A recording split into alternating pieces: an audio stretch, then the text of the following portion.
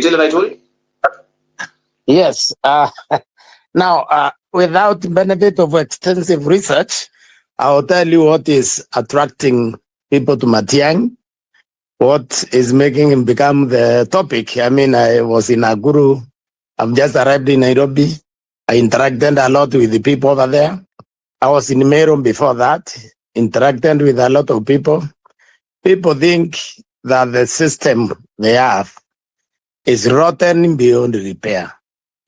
People believe that Kibaki, with all his success, he failed in one respect, that the government we had after independence, that is Kenyatta one government, should have settled the question of impunity. Should have gone after the Gaborios, after all those Kenyans who oppressed others, who betrayed the country with the Mzungu. The people feel that when Moi came, he continued the impunity, continued a criminal enterprise. Instead of running a state, he ran a criminal enterprise, and therefore should have been held accountable. People think the person who should do that should have been Mwai Kibaki. And Mwai Kibaki done that, then we will not be having what we are having now. We will not be having what Jubilee did to the country before it handed over to Kenya Kwanza. Now, for some reason, that I said I don't have data to explain it, people think that Matiang'I will put to an end the impunity which has been in the country. People think that William Ruto, even if you are to win the election, he will refuse to leave.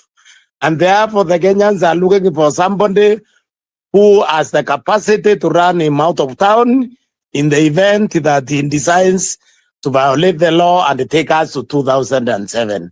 So if you are going to look for what is attracting the Kenyans to Matiang'I, you have now to look at the psychology of the Kenyans right now, and then the psychology of the leadership that is existing, and you realize that the Kenyans are looking for a warrior. They are not actually looking for a leader. So, and that, I mean, you can categorize it anyway. I think you can say that unfortunate because of all the issues you are raising. But then again, when you look at history, the people who threatened countries who address with the finality countries' weaknesses are the people who have the capacity to do so. Not negotiators, not diplomats, but somebody who will come and say, wait a minute, we have lost it. We must come must come on the line. And therefore people reach out to what he did with the stealing of exams, what he did with the school buses, what he did with the movement from the television thing. I don't have the language to describe the movement from so there is all this. They are looking at that. That's what I have listened to you here, what people consider as his weaknesses when he was the cabinet minister. Those weaknesses is what the people are thinking actually they are his strength right now. Because we are dealing with a completely different environment with very unreasonable people who probably need another unreasonable person to undo the mess that is currently taking place. So I think unless Matiang'I messes himself up once he go to the race, it appears to me that this will be his race to lose. Now, like I've explained quietly, and I said without serious data, that is people are simply looking for strength. People are scared of what the current president is likely to do in the event that he loses the election. And therefore they need a strong fortress.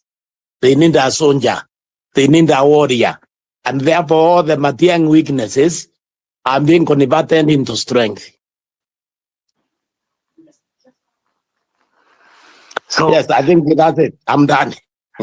Thank you. Gibao, can I come in? Yes, yes. And then we have Dr. Nyika. You hanging on the line still? Thank you. Richard Onyoko, you can go on briefly.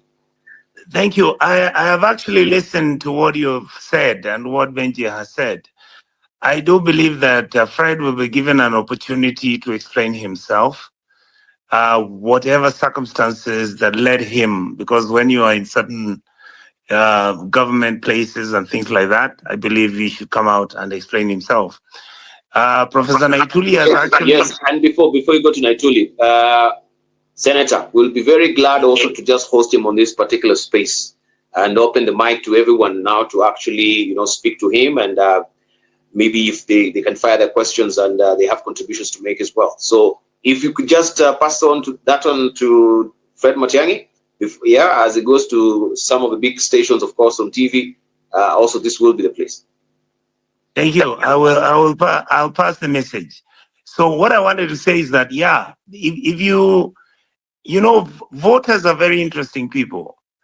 I have been voted for so many years, and sometimes it baffles me because I have never, for example, in any time I've done my politics, I had never at any one time planned any violence or planned to go and harass my opponent for years and years and years.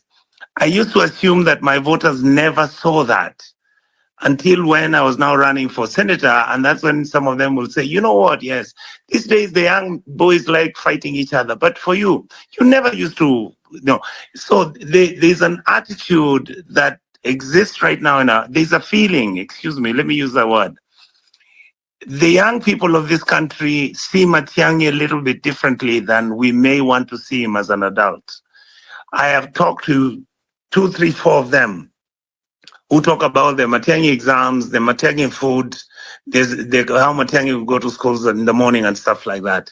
And I think Benji has raised it that some people felt he was doing it overzealously and everything. I believe that at some point, even me when I was a member of parliament and I'd given a chairman money to start building a classroom and he ate all of it. Once I appeared there with a panga and it wasn't looking good. I didn't mean to harm anybody. I was doing it for the dramatic so that it looks like he cannot do it again. The issues are weighty. I believe Fred is seized to answer them one by one. I believe that may not be what will deter him from continuing with his presidency. Just like any other country, people are going to watch, they're going to listen to him. If he will be convincing, I believe that they will treat him fairly.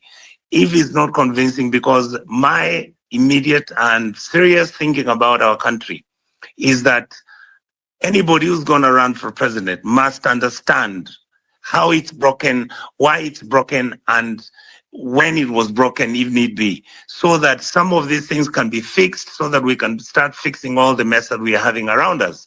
And therefore, my feeling is that, yes, the existence of Matiang'I around Uhuru, the period he stays with him, even when it might have had some negatives, my belief and conviction is that during that time, he also learned quite a bit.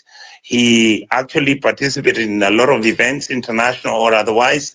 When I listened to him, sometimes making speeches and everything, I could see that he was making a change. In other words, he was now beginning to understand what governance was at the top level.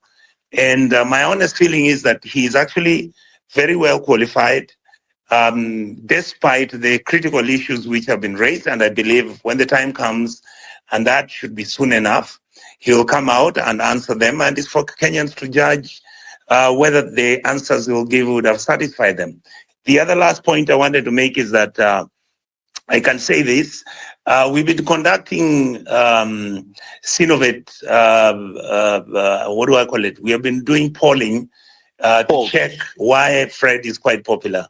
And every poll we've done nationally, he's at 42%. When he's the number 2 person, he's at 27%, and the rest go down that way. And all the issues that are being brought is what I heard Professor Naikuli say, that people want a leader who's going to be firm, who's going to be strong, who's going to try and fight the cartels and make sure he changes the mess that we are in, and somebody who I feel, and this is the credit is always being given, who showed that through the Ministry of Education, or even through the Ministry of Interior, or even through the Ministry of ICT, when he was moving from analog to digital, and everybody was up in arms and all that. Those were cartels fighting and all that.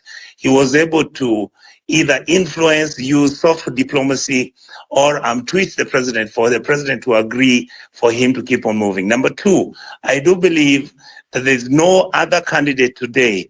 Oh yes, there's Vice President Kalonzo Musyoka, there's Eugene Wamalwa, there's everybody else. I believe that Fred Matiang'I knows William Ruto more than any other politician. Why? They work together through the government. He was there when Uhuru started with William. He was there during the Hague hearings. I mean, the whole of that journey, I believe, puts him in a position to know what to do if he really wants to be a challenger to President William Ruto. Thank you very much, Dibal.